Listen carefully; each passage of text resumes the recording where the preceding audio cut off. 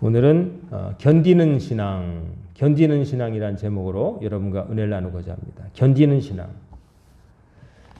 사람이 젊을 때는 빨리 뛰고 높이 뛰고 뭐 그런 걸 잘합니다. 체력이 있기 때문이죠. 순발력이 있고 빠릿빠릿하고 움직임이 민첩하죠. 근데 그런 민첩함이 언제나 우리와 함께하는 건 아닙니다. 세월이 흐르면서 잘 보이던 것이 안 보이고 잘 들리던 것이 안 들리고 쉽게 가던 오르막길이 너무나 힘에 겹고 뭐 여러 가지가 다 점점 힘들어지는 것 같은 거죠. 언젠가 보니까 그 젊은 사람이 80대 어르신의 삶을 체험하고자 그 가상으로 실험을 하는데 아직 젊으니까 몸에다가 무거운 모래주머니를 팔다리에 차고 더 힘들게 만드는 거죠.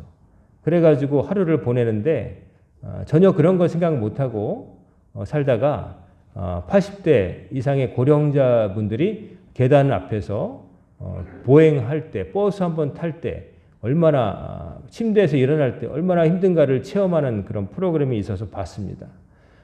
그런데 그거는 실험이었지만 그 젊은 사람도 언젠가는 그 모래주머니를 안 달아도 모래주머니 단 것처럼 그렇게 느껴질 때가 누구에게나 오겠죠. 처음부터 그런 건 아니니까요.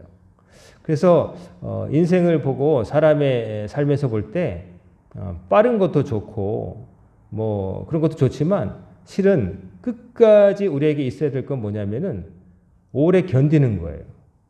버티는 거죠. 쉽게 말하면 버티는 게 정말 필요합니다.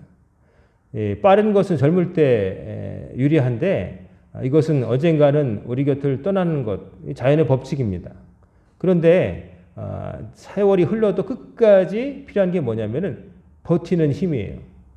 여러분이 지금 의자에 앉아 계시는 것도 힘 하나도 안 들이고 앉아 계신 게 아니라 여러분의 척추 기립근이 여러분의 허리를 붙잡아 주기 때문에 있는 거고 여러분의 무거운 머리를 목에 있는 근육들이 지금 붙잡아 주는 거예요. 힘 안 들이고 계신 게 아니란 말이에요. 그래서 여러분들은 지금 힘을 쓰고 있는 거예요. 근데 그 힘은 버티는 힘이고 버티는데 왜 별로 이렇게 힘들게 느껴지지 않을까? 그것은 평생 단련되었고 또 그런 데 쓰는 근육은 하나님이 만드시기를 잘 지치지 않는 근육으로 만드신 거예요. 그것을 지근이라고 그러죠. 지구력을 감당하는 근육.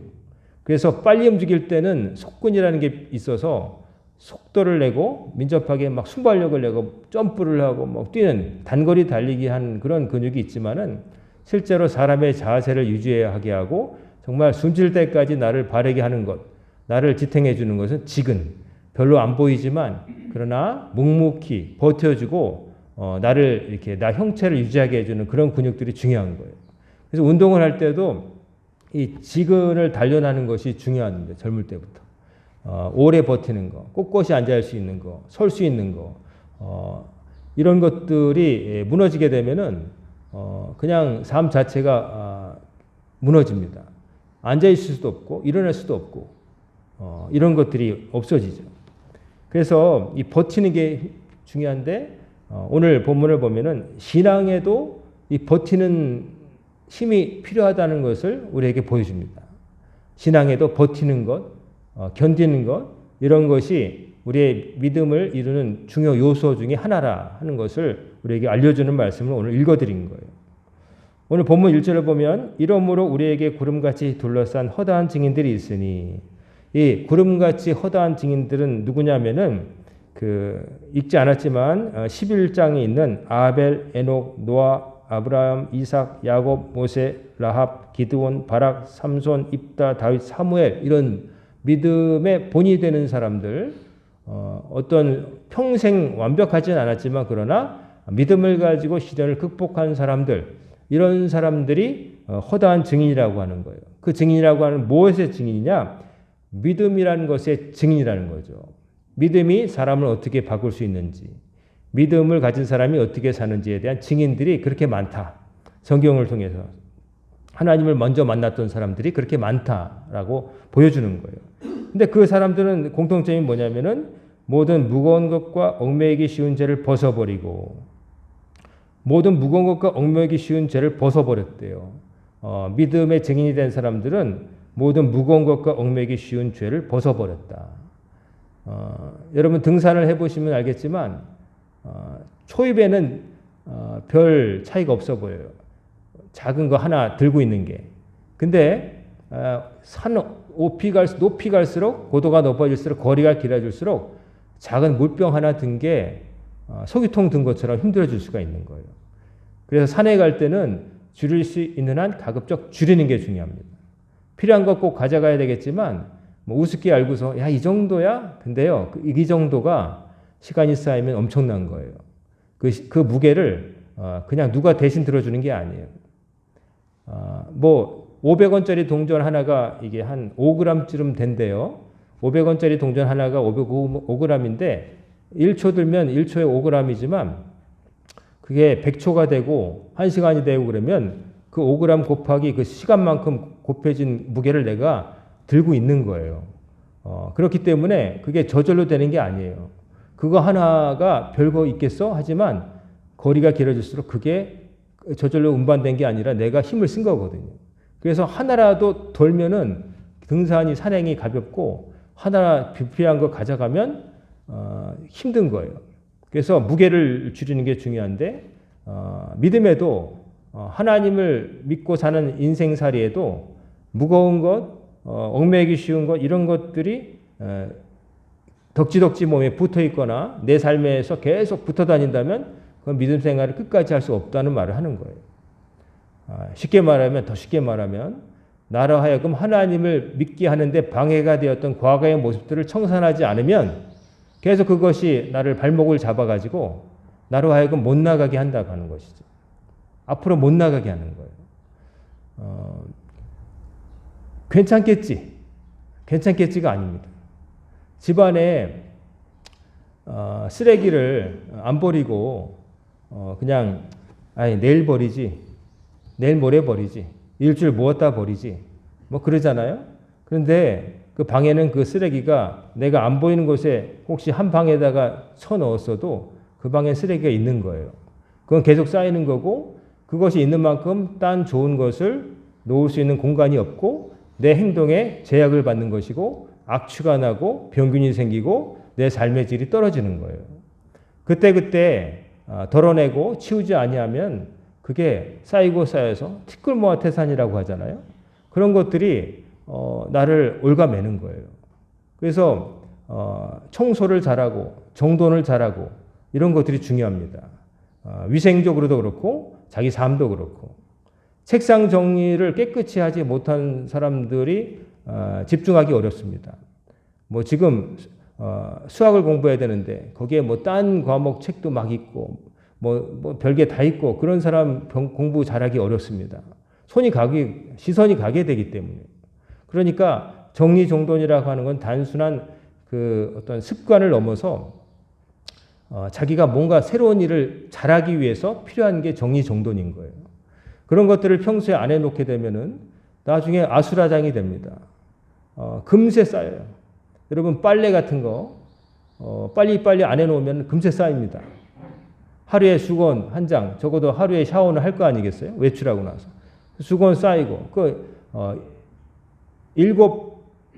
7일이 지나면 7장이고요. 혼자 사는 게 아니라 세 식구면은 21장입니다. 그거 일주일에 몰았다고, 빤다고 한쪽에 개켜 놓으면은 금세 그냥 한쪽이 차는 거죠. 쉰내 나고 그렇게 되는 거죠. 그렇게 되기 전에 빨리빨리 청소를 해야 되는 거예요. 빨래를 해서 순환을 시켜야 되는 거예요. 제가 여행 가면은 하는 방식이 있는데 뭐냐면은 제 아내가 저를 위해서 정성으로 짐을 싸줍니다. 어디 여행 가서 맨날 똑같은 옷 입고 찍지 말라고 없어 보인다고 뭐 그러면서 몇 장을 여벌로 싸주고 막 그러는데 혹시 또 뭐 어려울 수 있으니까 여벌로 가는데 실제로 여행 가 보면은 두 장 정도면 괜찮습니다. 어떻게 해서 가능하냐? 그날 들어가서 이제 땀을 흘린 다음에 샤워할 때 속옷을 같이 빠른 거예요. 여벌 옷은 하나 더 가져갔으니까. 같이 빨아가지고 목욕할 때 몸만 닦는 게 아니라 입은 옷도 땀 흘린 셔츠나 속옷도 같이 빨아서 그 다음에 몸 말리고 나서 여벌로 가져온 옷 입고 속옷 입고 그 다음에 그 젖은 빨래를 빨리 말리는 방법이 있어요. 뭐냐면은 호텔 숙소에서 주는 큰 전신용 타월이 있잖아요. 그거는 몸 닦는데 좀 과해요. 그러니까 중간 타월로 이제 머리나 몸 이거 말리고 그 다음에 빳빳한 그 전신 타월을 펼치고 거기다가 젖은 옷을 거기다가 펴놓은 다음에 뚜루뚜루 말아가지고 꽉 한번 짜주면 그 전신 타월에 그 물기가 빨래 물기가 거의 다 흡수가 돼요. 그럼 꺼내 보면은 한 물기가 절반 이상 한 70%까지도 빠져요. 그런 다음에 한쪽에 널어놓으면 다음 날이면 뽀송뽀송한 거예요. 나갈 때쯤이면 밤새 말라가지고. 숙소는 또 에어컨도 잘 나오잖아요. 정 안 된다? 그러면 헤어드라이기 비치된 걸로 말리면 되는 거예요. 그러니까 그걸 교체해서 하니까 실제로 여러 개 필요 없어요. 집안에 막 그 안반 빨래 검은 비닐에 넣어가지고 냄새 풀풀 나게 그렇게 다닐 필요가 없는 거예요. 왜? 좀 그때그때 좀 번거로운 것 같지만 그때그때 처리하니까. 이 청산하고 정리하고 그때그때 뭔가 나쁜 것도 쌓이지 않게 이게 정말 중요한 거예요. 내가 삶을 살아갈 때도 크고 작은 나의 잘못들, 오류들, 나쁜 습관들 그냥 그거를 내버려 두고 내가 어떻게 딴 쪽을 통해서 뭔가를 이뤄보겠다. 새로운 것을 방법을 모색하는 것도 중요한데 잘못된 방법을 빨리 버리는 게 더 중요합니다. 새로운 것 찾기 전에 낡고 잘못된 것을 버리는 게 더 중요해요. 그게 더 빠른 방법, 확실한 거예요. 내가 살아보면서 이건 아니다라고 싶은 거 있잖아요. 내 삶의 모습 가운데 그것을 버려야 돼요. 그것을 청산하지 못하고 딴 획기적인 무슨 방법으로 뭐 완전한 변화를 꾀하겠다? 안 돼요.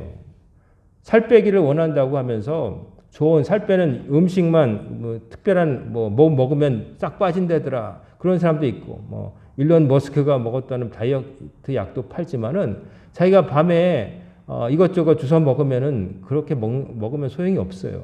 그런 약 먹기 전에 내가 내 체중 관리에 도움이 안 되고 안 좋다고 정평이 난 것들은 내가 끊어야 돼요. 근데 사람들이 그렇게 잘 못하죠. 왜? 살아온 관성이 있어서. 그렇게 살아왔기 때문에. 그리고 그때 충동을 못 이기는 거예요. 그러니까 거기서 벗어나지 못하는 거죠. 마음으로는 거기서 벗어나고 싶다는 생각은 굴뚝 같다지만 그러나 실제로 그렇게 못하죠. 지는 거예요. 계속해서 이제 무거운 것, 얼무에기 쉬운 것에서 벗어나지 못하니까 삶이 매일 자기 삶 모습이 어제와 오늘과 내일이 같아지는 거예요. 그래서 내가 좀 다르게 살고 싶다. 그러려면은 내 삶을 천천히 들여다보고 안 좋은 것들을 개선해야 돼요. 그걸 개선하지 않고 딴 데서 뭔가 새로운 것을 그것도 중요하죠. 새로운 것을 학습하는 것도 중요한데 잘못된 것을 잘못이라 알고서 고치는 거 필요해요. 그러지 않으면 밑 빠진 독에다가 물을 붓는 것과 똑같은 것이죠. 여기 보면은 그 무거운 것과 얽매이기 쉬운 죄를 벗어버리고 그런 죄를 벗어버려야 돼요. 믿음 생활 잘하려면 그런 죄를 벗어버려야 돼요. 끊어내야 돼요. 그게 쉬운 거라고 말하지는 않습니다. 왜냐하면 아까 말씀드린 삶의 관성이 있고 습관적이고 충동이 있기 때문에 쉽지 않지만 그러나 끊어내야 돼요. 끊어내야 돼요. 제가 어제 저녁에 굉장히 출출하더라고요. 밤에 됐는데 출출해요. 그래서 12시 좀 넘어서까지 깨어 있으니까 이제 출출한데 그 마지막 잠자기 전 1시간 동안 별의 5만 가지 생각을 다 했습니다. 출출한데 출출하면 잠도 안 오는데 빵 하나 먹고 잘까? 아니야. 빵은 너무 과해. 작은 요구르트 하나 먹으면 되겠지. 아니야. 그것도 먹으면 좋지 않을 거야. 위장이 쉬워야지. 그 짧은 생각 동안에 잠들기 전까지 5만 가지 생각이 드는 거예요. 막 안 돼 하는 생각과 아니야 그 정도는 괜찮아 하는 생각이 막 타협을 하려고 그러고 막 5만 가지 생각하다가 결국 그냥 자야 된다. 이거 참을 수 있어. 이건 거짓 배고픔이야. 이런 생각을 하고 잠을 잤습니다. 잠을 자고 이제 새벽에 오늘은 또 알람이 쓰는 옛날 핸드폰에다가 알람을 맞춰놨는데 알람이 고장이 안 났는데 전혀 못 들었어요. 그러다가 누워 있는데 아무래도 이건 너무 오래 있는 것 같다는 생각이 들어가지고 우리 개도 깨어났고 개도 제가 일어날 때를 알아서 그때쯤은 움직여서 제 옆에 오거든요. 그래서 개가 우리 집 강아지가 제 귀를 핥길래 탁 켜보니까 4시 58분인 거예요. 그래가지고 급히 이제 먼저 오셨을 성도님들한테 제가 문자 드렸죠. 좀 늦습니다. 기다려주세요. 그래가지고 불이 났게 정신없이 막 옷을 입고 5시 8분에 도착해서 이제 오늘 새벽 기도했는데, 아니, 안 먹으면 되는데, 지나고 나면은 극복이 되는데, 그 전까지는 사람 마음속에 별 생각이 다 드는 거예요. 그 작은 배고픔. 그거를 참느냐 말아야 되느냐. 근데 이런 것도 참기 힘든데, 더 복잡한 것들도 있죠. 인생에 살아가면서 욕망. 내가 저걸 갖고 싶은데, 저걸 행하고 싶은데, 근데 허용되지 않는 거예요. 그런 것들이 있을 때 사람의 마음이 막 요동치겠죠. 근데 그럴 때 지는 사람은 항상 그 죄에서 벗어나지 못한 똑같은 삶을 살게 되는 거예요. 그런데 그것을 억누르고 승리하는 거. 자꾸 그런 것에 이겨 버릇해야 되는 거예요. 승리하는 것도 이기는 것도 버릇이라고 그러잖아요. 그러니까 한 번 극복하고 2번 극복하고 3번 극복하다 보면 나중에는 특별한 노력 없이도 그냥 나의 삶의 패턴이 되어서 바뀌게 되는 거예요. 그래서 제가 참 작은 일이었지만 그러나 작은 싸움에서 이겼다고 아침에 일어나니까 기분이 좋더라고요. 그거 약간 허기졌다고 해서 허기가 느껴졌다고 해서 아침에 제가 병 생긴 것도 아니고 아침 일어나니까 또 배고픈 것도 아니고 그 시간만 버티면 되는데 근데 사람이 그 시간을 못 버티는 거예요. 그 유혹의 시간 그때가 충동이 막 배가 되거든요. 그때 그걸 이겨야 돼요. 그 욕망의 파도를 지나야 돼요. 그 너머를 보고 내가 이겨내야 된다라고 봐야 되는 거예요. 그리고 여기 보면은 그런 것들을 벗어버리고 그 다음에 진짜 하고 싶은 말. 인내로서 우리 앞에 당한 경주를 하며. 자, 경주가 있대. 우리 삶을 경주에 비유하고 있어요. 사도 바울도 우리가 다른 박질 한다고 경기장에서 다들 뛰지만 상 받는 자는 하나인 줄 알지 못하느냐 이런 말 했잖아요. 이기기를 다투는 자마다 절제해야 된다라고 말했잖아요. 이런 것들 인생을 경주라고 말하고 있어요. 이 경주라는 의미를 듣고 우리가 생각할 때 나와 이웃 옆에 있는 사람과 뭐 다퉈가지고 1등한다 저 사람 이기고 짓밟고 내가 빠르다 이런 의미가 아니라 그 경주라고 하는 것은 타인과의 경주가 아니라 사실 어떻게 보면은 과거의 자신과의 경주라고 봐야 되는 거죠. 나를 극복하는 거. 과거의 모습 나를 거기보다 한 걸음 나가는 거. 남을 이기는 것보다 나를 이기는 게 더 힘들어요. 나를 이긴다는 거 참 어려워요. 나는 다 이유가 있고 나는 다 그럴 수밖에 없었고 사람들이 자기 자신에 대해서는 무척 관대하잖아요. 남이 하면은 불륜이고 내가 하면 로맨스라는 말도 있잖아요. 그러니까 사람들이 자기에 대해서 한없이 너그럽기 때문에 잘못을 범하면 자책하기도 하지만은 실은 그럴 수밖에 없었어. 다음부터 잘하면 돼. 아니면 이건 남들을 다 하는데 뭐 어때? 뭐 이런 식으로 자기 합리화를 하고 얼렁뚱땅 넘어가고 잊어버리려고 해요. 그러니까 변화가 없는 거예요. 나아가지 못하는 거예요. 인내로서 경주해야 된다. 그러니까 믿음에는 과거의 것을 청산하는 거 이게 필요하고 그 다음에 인내라는 것이 견디는 게 필요하다는 것을 여기서 말하고 있어요. 인내로서 우리에게 당한 경주를 한다. 자, 참는다는 거. 마라톤이 힘든 거는 왜 힘들겠습니까? 거리가 기니까 이렇게 말할 수 있죠. 거리가 길면 왜 힘든 겁니까? 거리가 기니까 체력 소모가 막대하고 또 체력 소모가 막대할 때 몸에 고통이 오는 것이고 고통이 올 때 그걸 견뎌야 되니까 힘든 거예요. 그 42.195라고 하는 그 거리 정말 사람이 그걸 한 번에 뛸 수 있을까 하지만 사람이 대단한 게 지구상 유일한 동물이죠. 그렇게 뛸 수 있는 동물은 인간밖에 없어요. 여러분 뭐 얼룩말이나 무슨 초식동물이 더 오래 달릴 것 같지만 지구상에서 제일 지구력이 센 동물이 인간이에요. 그래서 인간들이 자기보다 빠른 동물들을 어떻게 사냥했느냐? 끝까지 쫓아간 거예요. 사슴 한 마리를 노리잖아요. 그러면 부족 이제 아프리카 사람이라고 해요. 그러면 부족 1이 그 사슴을 쫓습니다. 그럼 사슴이 인간 주제 하면서 요리조리 뛰면서 거리 벌리고 살짝 쳐다봐요. 사슴이 그렇게 거리를 벌리면 안심해서 더 이상 안 도망가거든요. 근데 문제는 뭐냐면은 부족원 2가 바톤을 이어받아서 그 사슴을 또 쫓아요. 그 사슴 또 뛰어야 되잖아요. 그러면 거기까지는 요리조리 뛰면서 인간을 추월해 버리죠. 그리고 이렇게 쳐다봐요. 그런데 문제는 부족원 1, 2만 있는 게 아니에요. 인간들은 3도 있고 4도 있고 5가 있어요. 그래서 한 번 노린 그 사슴을 10명이 쫓아가면은 나중에 사슴이 어떻게 되냐면 헐떡헐떡거리다가 도망도 못 가고 주저앉아서 죽어버린대요. 그게 인간이 자기보다 빠른 동물을 사냥하는 법이에요. 그럴 수 있는 건 뭐냐면 인간은 쉬지 않고 그 거리를 달릴 수 있거든요. 그 이유는 재미있게도 사람이 서서 달리기 때문이에요. 서서 달리는 덕분에 디스크도 생기고 뭐 그렇지만 서서 달리는 덕분에 인간은 호흡을 조절할 수가 있어요. 네 발로 다니는 짐승은 달릴 때 피가 쏠리고 막 허파가 이렇게 쏠리고 내장이 쏠려가지고 어느 정도 달리다 보면 체온이 상승하고 숨차서 죽어버려요. 그래서 달리다가 멈춰야 되거든요. 근데 인간은 마음속으로 칙칙폭폭 칙칙폭폭 속으로 마음 세면서 호흡을 조절하면서 40km도 달리고 심지어 100km도 달려요. 하나님이 인간을 서게 하신 거는 단순히 두 손만 자유로운 게 아니라 오래 달릴 수 있는 그 인내력도 주신 거예요. 그래서 어떤 미국의 어떤 그 저널리스트 기자는 책도 썼어요. 자기도 달리기를 좋아하는데 제목이 Born to Run. 달리기 위해서 태어났다. 인간은 달리기 위해서 태어났다는 거예요. 그래서 걷기 좋아하지만 사람의 뒤꿈치 아킬레스건을 볼 때에 걷는 것에는 과하게 잘 달리게 설계되어 있다 이렇게 묘사를 하더라고요. 그러니까 사람의 다리라는 게 발이라는 게 걸어 다니기에는 너무 아깝다. 이게 오래 달리기에 아주 특화된 발 모양이다. 하나님 만드실 때 인간은 달리기 위해서 발을 만드셨다. 이렇게까지 얘기하고 있어요. 그러니까 인내. 힘든데 근데 그걸 참을 수 있어요. 근데 참는데 왜 못 참냐? 괴로우니까. 빨리 이 괴로움에서 벗어나고 싶은 생각이 굴뚝 같아지니까 그것도 마치 충동처럼 파도처럼 확 몰아와요. 포기하자. 야, 10km도 이제 10km 더 잘 달린 거야. 뭐 이런 생각 나겠죠. 야, 이거 이 정도면 하프 마라톤 정도 되잖아.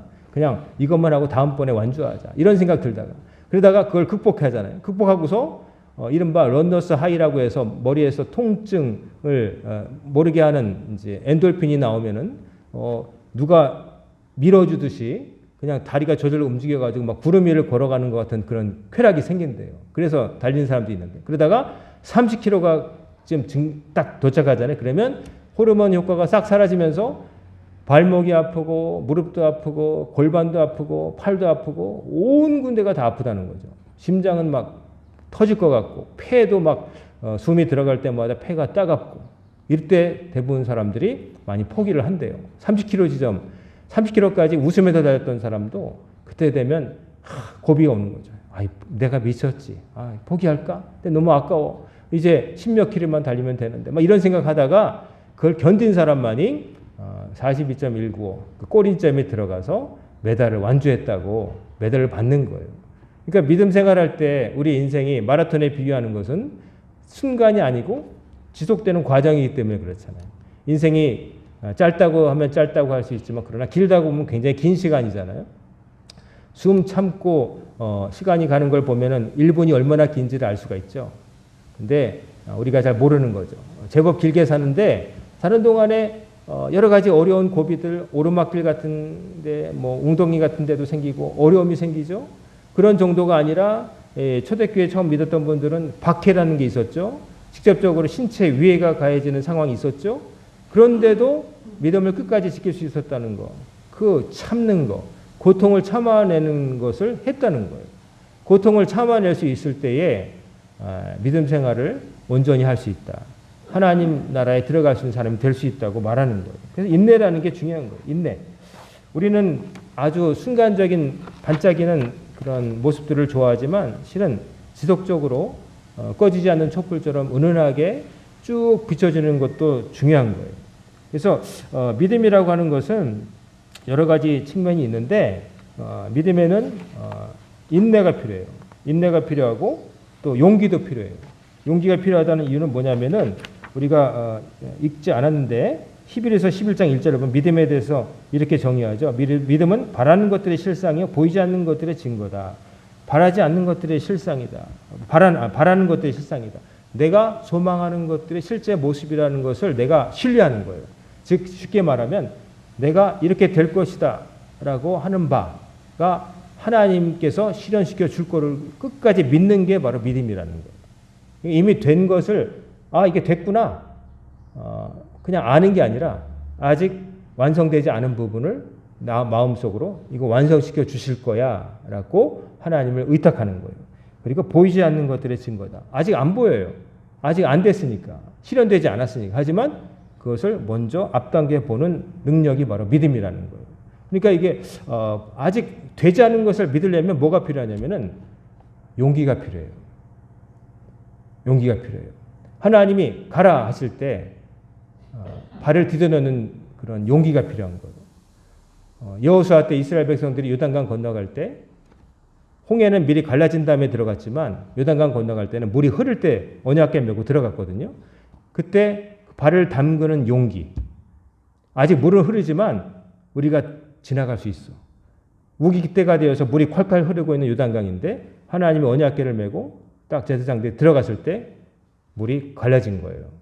그러니까 홍해 도와는 좀 달라요. 홍해는 갈라진 다음에 지나간 거고 요단강을 나중에 가나안 들어갈 때는 물이 흐르고 있는데 믿고 들어간 거예요. 발을 담갔더니 물이 쫙 갈라진 거예요. 그러니까 믿음에는 용기가 필요한데 이런 용기는 어떻게 나타날 수 있느냐? 하나님을 신뢰할 때만 이런 용기를 발휘할 수 있다는 거예요. 하나님을 정말 믿는 거. 하나님이 나에게 길이 없어 보이지만 길을 내주실 거야. 하나님이 지금 내가 핀치에 몰렸지만 탈출구를 주실 거야. 지금은 진짜 어렵고 다 포기하고 싶지만 하나님이 날 살 길을 주실 거야 하는 것을 믿는 거. 이게 믿음이라는 거죠. 그리고 거기에는 용기가 필요하다는 거예요. 그래서 믿는 자들에게는 비겁자가 없습니다. 비겁자는 믿음 신앙인이 될 수 없습니다. 용기 있는 사람이 미녀를 차지하지만 용기 있는 사람이 하나님의 마음도 차지하는 거예요. 그래서 믿음에는 용기가 필요하고 중요한 게 뭐냐면 인내. 용기가 어떻게 보면은 어떤 스파크라고 한다면 이 인내는 쭉 연료를 공급하면서 끝까지 가는 거라고 비유할 수 있겠죠. 잠깐 그런 게 아니라 쭉 그럴 수 있는 거. 이 잠깐 반짝하는 거. 가수들 중에 원 히트 원더. 그러니까 한 곡 착 히트곡 내고 그 다음에 사라지는 가수들이 있어요. 한 곡은 정말 귀에 박혀가지고 그 사람 노래하면 딱 한 곡 히트곡이 있는데 그 다음 히트곡 뭐지? 그러면 글쎄 없는데 대중들의 기억 속에서 그 다음에 사라지는 사람들. 그런데 30년, 40년을 두고 계속해서 팬들의 사랑을 받고 계속해서 좋은 음악을 내는 사람들. 나이가 70, 60이 되고 80이 되어도 콘서트를 하고 리사이트를 할 때 자기 팬들이 오는 사람들. 뭐 이미자 이런 사람들. 우리가 대가라고 하는 조용필 이런 사람들 있잖아요. 그 사람들은 한 번 그 시기 때 반짝했던 사람이 아니라 쭉 자라는 거예요. 쭉 그 자기 음악성을 지키면서 끝까지 그 팬들의 기대에 부응하면서 들을 만한 음악을 한 거예요. 그 퀄리티를 유지한 거죠. 그게 대단한 거예요. 한순간에 반짝해가지고 사람들이 다 아는데 며칠 지나면 몰라. 10년 지나면 그 후대들은 몰라. 이런 사람이 아니라 10년이 지나 20년이 지나도 계속 텔레비에 나오고 계속 콘서트하고 계속 음악 활동하는 사람들은 그게 대단한 거예요. 잠깐 잘하는 것도 뭐 아무것도 안 하는 사람보다는 훌륭하겠지만 그러나 계속 쭉 그걸 유지한다는 건 더 위대하다고 봐요. 제가 좋아하는 운동 얘기를 해서 좀 죄송합니다만 제가 테니스라고 하는 운동을 좋아하는데 그 테니스 경기에는 급이 있어요. 상금의 차이가 있고요. 그 랭킹 포인트의 차이가 있는데 그 이른바 4대 그랜드 슬램이라고 하는 테니스의 가장 상금이 크게 걸린 대회들이 있어요. 영국의 윈블던, 그리고 프랑스의 롤랑 가로스, 그리고 전 미국 US 오픈, 그리고 마지막이 이제 호주 오픈 이렇게 돼 있어요. 근데 이 네 가지 이 경기가 다른 그 아래 마스터즈라고 하는 이제 랭킹 포인트가 1000점 주는 경기가 있고 그 밑에 500점 주는 게 있고 250점 주는 게 있고 그 다음에 100 주는 게 있고 50 주는 게 있고 그 밑에 챌린저라고 하는 랭커들이 참여하는 게 있는데 이 그랜드슬램 이 네 대회가 상금도 크지만 뭐가 구별되느냐? 이 그랜드슬램 대회 우승하려면 3세트를 이겨야 돼요. 그러니까 다른 경기는 2대 0으로 이기든지 2대 1로 이기면 돼요. 근데 이 그랜드슬램은 한 세트를 더 이겨야 돼요. 그러니까 3대 0으로 순탄하게 그럴 때 3대 0이고 3대 2까지도 가서 다섯 세트를 할 수 있단 말이에요. 그런데 그렇기 때문에 어떤 1세트 한두 경기는 잘하는 사람들이 깜짝 우승도 하고 상금도 타지만 그러나 랭킹 높은 사람들, 잘하는 사람들은 뭐가 있느냐? 이제 결정적으로 이 5세트 경기에서 우승을 한다는 거예요. 그러니까 어떤 경우가 생기냐면은 2대 0으로 앞섰어요. 그러면 딴 경기 같으면 우승이에요. 내가 승이에요. 하지만 이 그랜드슬램 4대 타이틀에서는 2대 0으로 이기고 있다가 3대 2로 역전되는 수가 있어요. 그러니까 초반에는 잘 나갔어요. 반짝하면서 2대 0까지는 거의 승리한 것 같아요. 우승자 같아요. 근데 갑자기 3세트부터 흔들리더니 한 세트를 준단 말이에요. 2대 1. 아직은 내가 이기고 있어. 그러다가 어떻게 하다 보니까 2대 2 동점이 됐네. 이제 똑같아 버렸어요. 그다음에 마지막 5세트에서 결정이 나는데 결국 5세트에서 이기는 사람은 더 강한 자라기보다는 더 참고 끝까지 상대편보다 공 하나 넘기는 사람이 이기는 거예요. 그 가운데 이제 곧 다음 주면 있을 프랑스의 롤랑 가로스라고 하는 프랑스에서 아름다운 그 벽돌가루 이 브라운 비슷한 아름다운 색깔 위에서 펼쳐지는 경기가 있는데 그 경기장 한편에 이렇게 써 있어요. 가장 끈질긴 자가 승리자다. 승리는 가장 끈질긴 자에게 돌아간다. 그 문구가 있어요. 딴 그 그랜드슬램도 그렇지만 이 경기는 흙에서 하는 이 흙코트에서 벌어진 경기는 한 포인트가 쉽게 끝나질 않아요. 그러니까 딴 구장에서는 인위적으로 페인트 바른 그런 빠른 코트이기 때문에 세게 치면 공이 지나가서 득점이 돼버려요. 근데 이 흙코트는 마찰이 심해가지고 공이 튄 다음에 오래 머무르니까 한 번 더 받아친단 말이에요.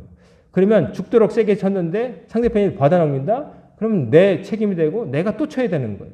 그러니까 체력, 인내심, 이 지구력이 떨어진 사람은 우승할 수가 없어요. 2세트까지는 정말 날고 기어도 3세트에서 그 연료 떨어진 자동차처럼 푸등푸등하다가 결국 역전패하는 사람들이 많단 말이에요. 그래서 인내하는 자, 끈질긴 자. 그러니까 결국 이기는 사람은 끝까지 서 있는 사람이에요.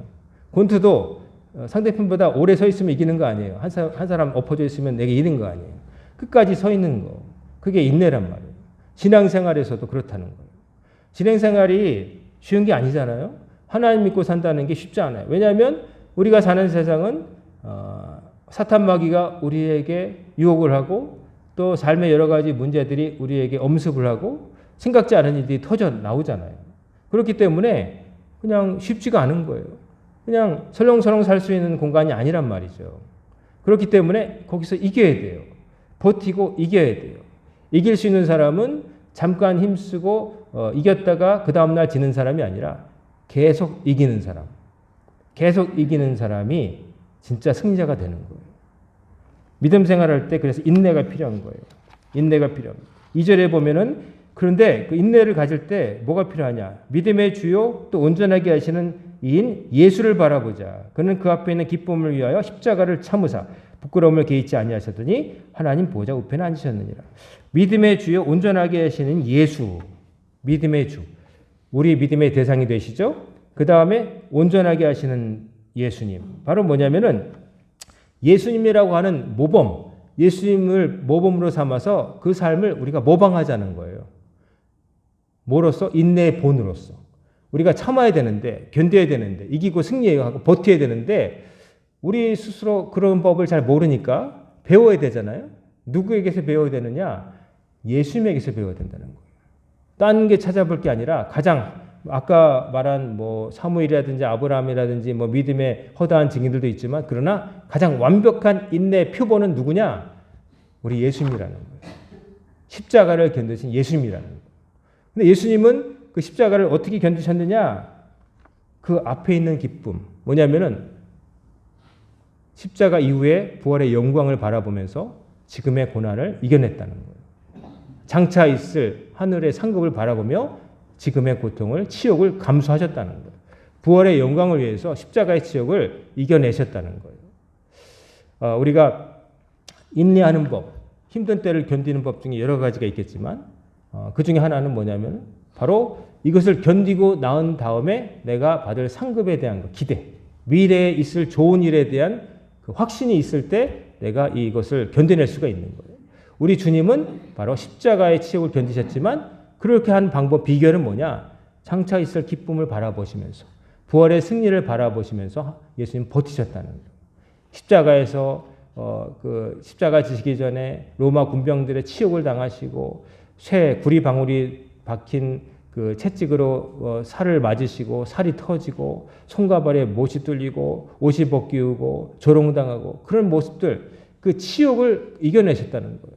그걸 보면서 우리도 어려움을 극복할 때 바로 최고의 본이 되시는 예수님을 바라보면서 예수님이 저렇게 하셨으니 나도 그렇게 해야 되겠다 하는 마음으로 이겨내야 된다는 거예요. 좋은 본이 있다는 게 그렇게 중요한 거예요. 내가 혼자 모든 걸 만들어내려면 힘들지만 좋은 모범이 있으면 쉬워요. 그 옷을 만들 때도 아무렇게나 재단하는 게 아니라 그 잘 해놓은 재단은 본이 있잖아요. 그것을 따라 가위질하는 거예요. 처음에는 그 본을 따라서 항상 있어야 돼서 그걸 필요하겠지만 나중에 하다 보면 어떻게 되겠어요? 그거 없이도 나도 내가 몸이 그렇게 가는 데가 되겠죠. 바로 부지런히 우리가 해야 될 일은 뭐냐면은 올바른 믿음을 가지려면 용기가 필요하고 인내가 필요한데 용기가 믿음을 촉발시키는 시작점이라면 지속시키는 건 인내인데 그 인내를 가지는 비결은 뭐냐? 인내의 최고의 본이 되신 예수님을 바라보면서 나도 저렇게 견뎌야 되겠다 하는 마음으로 예수님을 따라가야 된다는 거예요. 자, 예수님이 가신 곳에 가려면은 예수님을 따라가야 되는 거예요. 너무나 당연하죠. 예수님이 가신 곳에 가고 싶으면 예수님을 따라야지 딴 걸 따라가면 안 되는 거예요. 따라간다는 거는 모방한다는 거예요. 그 앞서 가신 그분의 삶을 내가 똑같이 재현하는 거예요. 처음에는 잘 못할 수 있지만 따라하면서 점점 닮아가는 거예요. 우리가 뭘 배울 때, 처음에 배울 때 뭘 해요? 기억, 니은 배울 때도 초등학교 애들 그 기억 있는 거 점선으로 이렇게 해놓은 거 그거 따라서 그리잖아요. 처음에 그리는 거죠. 쓰는 게 아니라. 그러다가 나중에는 어떻게 돼요? 그 점선 없이도 내가 그을 수 있게 되잖아요. 음악을 배울 때도 먼저 있는 걸 보고 곡을 배우지 내가 창작하는 거 아니잖아요. 그림을 그릴 때 마찬가지고 처음에는 모방 습작을 하잖아요. 그러면서 흉내내다가 내 길을 찾는 거죠. 그래서 모든 창조에는 모방이 있는 거예요.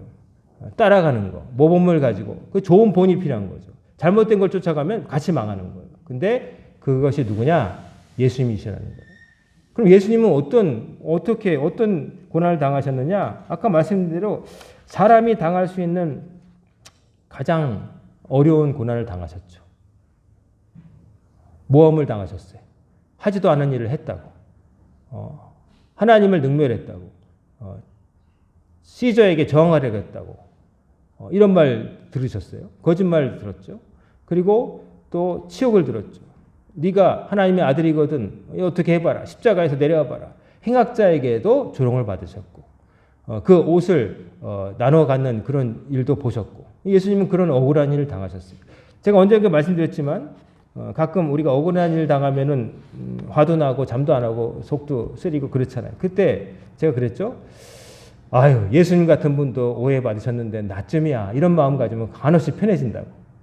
예수님처럼 죄 없는 분도 행악자라고 몰리셔가지고 십자가 달리셨는데 나처럼 흠 많은 인간이 좀 오해받으면 어때? 이런 좀 담대한 마음을 가지면 마음이 편해지는 거예요.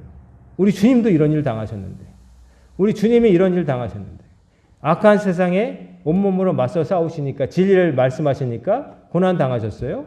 그게 당연한 반응이었어요. 왜냐하면 세상은 악했으니까. 그럼 다르게 말하면 여러분과 제가 예수님을 쫓아서 바르게 신앙대로 살려가면 세상에 환영해 줄까요? 아닌 거죠.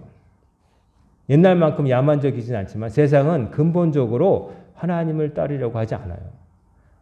많이 도덕이, 윤리가 또 사람들의 이성이 제도가 정비되어서 그전보다는 야만적이지 않다 하더라도 그러나 결국은 뭐냐면은 사람들은 욕망에 따라 움직여요. 앞으로도 선거도 있겠지만 사람들은 옳고 그름에 따라서 말하는 사람보다는 사실 욕망에 따라서 판단하거든요. 우리 집 앞에 KTX 정거장을 만들어줄 사람을 뽑겠다는 거예요. 쉽게 말하면. 아주 극단적으로 말하면. 근데 우리 집 앞에 KTX 생기는 게 그냥 공짜로 되는 거 아니고 국민이 난 다른 세금들 다 모아가지고 하는 건데 지극히 이기적인 생각만 하는 거죠. 사람들은 그냥 그거에 따라서. 내 집이 아니라 저쪽에 생겨야 더 전체적으로 국가적으로 유리하다 이런 생각 별로 안 해요. 뭐 나라 걱정한다고 다들 말하지만 실은 내 집 앞에 뭐 생기는 거 있으면 거기 찍어줄 판이에요. 근데 모든 사람이 다 그 욕망에 따라서 움직이니까 옳고 그름보다는 이제 욕망을 실현시켜 달라고 제비새끼처럼 짹짹거릴 때 가장 큰 목소리 있는 곳에다가 집어주는 꼴이 됐는데 세상은 그런 거예요. 정치도 그렇고 근본적으로 정치가 없으면 안 되지만 정치는 인간들의 욕망을 컨트롤하면서 줄 거 주고 이거 조율하는 거예요. 그걸 좀 순탄하게 세련되게 하는 건 정치를 잘하는 거고 그걸 못하고 한쪽에 일방적으로 몰아주거나 불이하게 하면 그건 세련되지 못하고 잘못된 거죠. 하지만 근본 자체가 인간이 하는 거기 때문에 완벽하지도 않고 사람들은 아까 말씀드린 대로 옳고 그름에 따라 판단하는 사람은 별로 없어요. 다 욕망에 따라서 얘기해요. 그렇기 때문에 그 흐름 속에서 예수 믿는 사람들이 욕망을 거스르면서 살려니까 쉽지가 않은 거예요. 그러니까 강물을 역류하는 연어처럼 살아야 되는 거예요. 쉽지 않죠. 온몸을 부르르 떨면서 아래로 내려가는 건 그냥 가만히 있으면 저절로 날아가요. 물길을 따라. 하지만 여러분과 저는 견디고 거스르면서 세상을 거스르면서 살아야 될 운명이란 말이에요. 그러니까 신앙생활할 때 여러분 쉬운 생활을 해야겠다는 마음은 애시당초 포기하세요.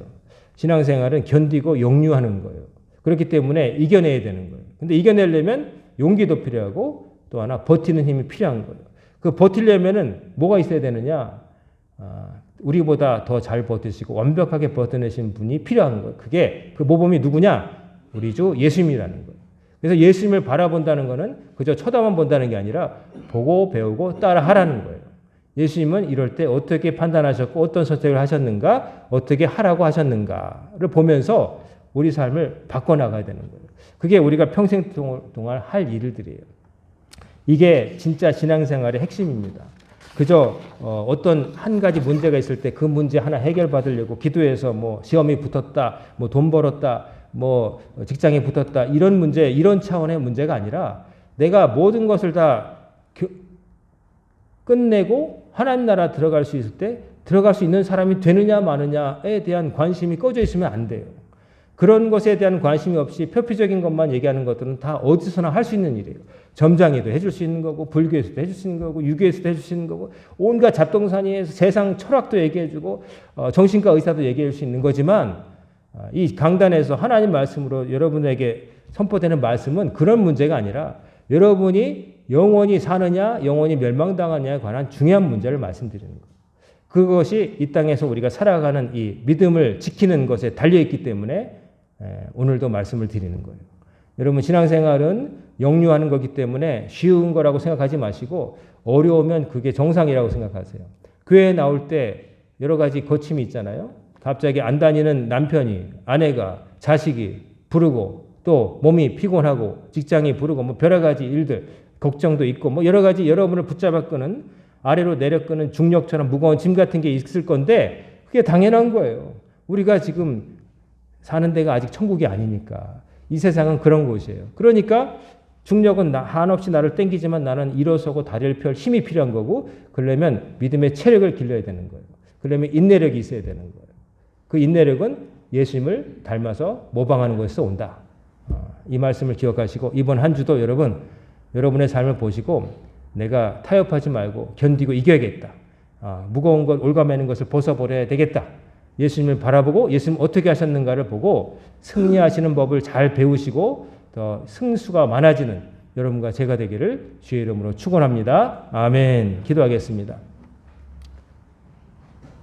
고마우신 아버지 하나님, 오늘도 주의 말씀을 통하여 저희들이 이 땅에서 믿음을 지키기 위해서 필요한 용기와 인내에 관한 말씀을 주심을 감사드립니다. 저희들이 주님을 절대 신뢰하는 마음을 갖고 예수님을 바라보며 살아갈 때 저희들에게 버티는 힘을 주시사 세상에 밀리지 않고 세상을 이기며 살아갈 수 있도록 과거의 저희들을 극복하며 살아갈 수 있도록 복을 내려 주시옵소서. 오늘도 주님 앞에 나와서 예배드린 이들에게 가장 필요한 것으로 답하여 주실 줄로 믿습니다. 아픈 이에게 치유를, 또 상처 입은 이에게 위로를, 또한 갈팡질팡하는 이에게 정답을 허락하여 주시고 이번 한 주 승리하는 한 주가 되게 하시고 다시 만날 때 승전보를 주님께 아릴 수 있는 삶이 되도록 붙들어 주옵소서. 예수님의 이름으로 간절히 기도드리옵나이다. 아멘.